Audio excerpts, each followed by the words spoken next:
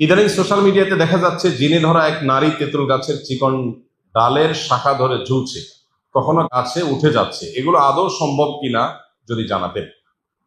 আল্লাহ রাব্বুল আলামিন কোরআনে কারীমে বলেছেন, আল্লাযীনা ইয়াকুলুনার রিবা লা ইয়াকুমুনা ইল্লা কামা ইয়াকুমুল্লাযী ইয়াতাখাব্বাতুহুশ শাইতানু মিনাল মাস। আল্লাহ সুবহানাহু ওয়া তাআলা বলেছেন, যারা সুদের কারবার করে এই মানুষগুলো কিয়ামতের দিন আর কোন কোন তাফসীরের মতে কবর থেকে যখন মানুষ পুনরুত্থিত হবে তখন ওঠার সময় তারা উত্থিত হবে, কিয়ামতের ময়দানে হাজির হবে ওই ব্যক্তির মতো যেই ব্যক্তির উপরে শয়তান ভর করে সাওয়ার হয়ে জিনে ধরে তাকে পাগলের মতো করে ফেলেছে। ওই পাগলের মতো যে নিজের নিয়ন্ত্রণে নাই, উম্মাদের মতো তার চলাফেরা, ওই রকম ব্যক্তির মতো হয়ে যাবে কে? দুনিয়াতে যে সুদের কারবার করেছে। এই আয়াত থেকে পরিষ্কারভাবে বোঝা যায় জিন মানুষের উপরে ভর করে তার নিয়ন্ত্রণটা জেনে নিয়ে ফেলতে পারে এবং সে পাগলের মতো উদ্ভট আচরণ করতে পারে, অস্বাভাবিক আচরণ তার দ্বারা হতে পারে। এটা আয়াত থেকে বোঝা যায়।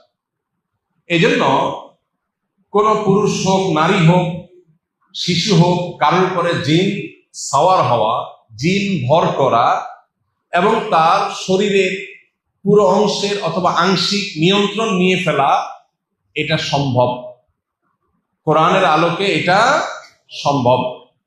আজকের বিজ্ঞান সেটাকে অস্বীকার করলেও একজন সত্যানুসন্ধানী মানুষ যিনি প্রকৃত সত্য আবিষ্কার করতে আগ্রহী, তিনি যদি একটু খোলা চোখে তাকাবার চেষ্টা করেন, তার কাছে দিনের আলোর মতো পরিষ্কার হয়ে যাবে যে মানুষের উপরে জিনের সাওয়ার হওয়া, ভর করার ঘটনা অহরহ ঘটে।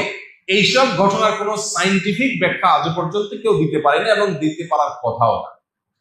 কিছু ঘটনা হতে পারে সেটার পেছনে সায়েন্টিফিক ব্যাখ্যা থাকতে পারে, বাট মানে রিয়েল বা প্রকৃত অর্থে যদি কারোর করে জিন সাওয়ার হয় তাহলে সেক্ষেত্রে সেটার কোনো বৈজ্ঞানিক ব্যাখ্যা আসলেই দেওয়া সম্ভব নয়। কারণ এখনো পর্যন্ত আমাদের সমাজে অহরহ এরকম জেনে ধরা রোগী আছে। আপনি বলবেন শুধু এগুলো আমাদের সমাজে হয়, উন্নত দেশে হয় না কেন?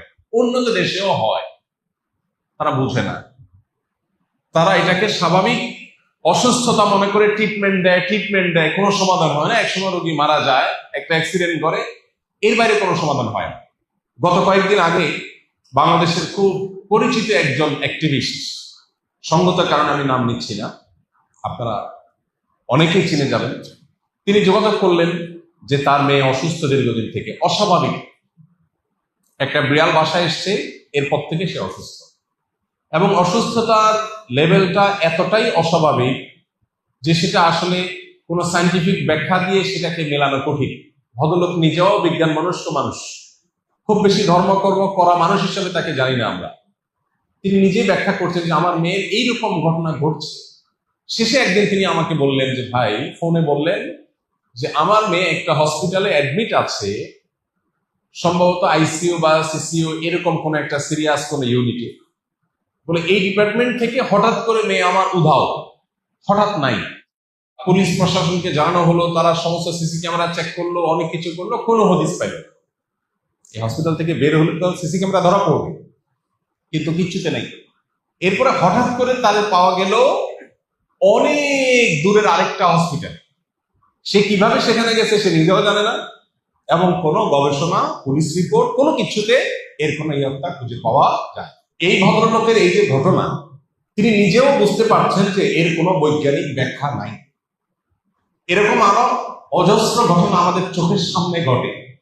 বিশেষ করে যারা জেনে ধরা রোগীকে খুব কাছে থেকে দেখেছেন, সামনে থেকে দেখেছেন, তারা বোঝেন অস্বাভাবিকতা কত প্রকার এবং কি।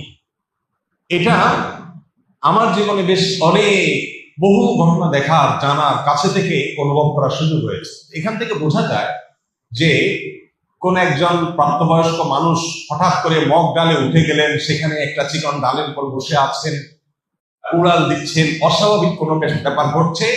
এই বিষয়গুলো মোটেও অসম্ভব নয়। কোরআনের আলোকে জিনের উপদ্রবের মাধ্যমে এটা হওয়া সম্ভব এবং এটার প্রতিকারও কোরআনে কারীমের আয়াতের মাধ্যমে করা সম্ভব।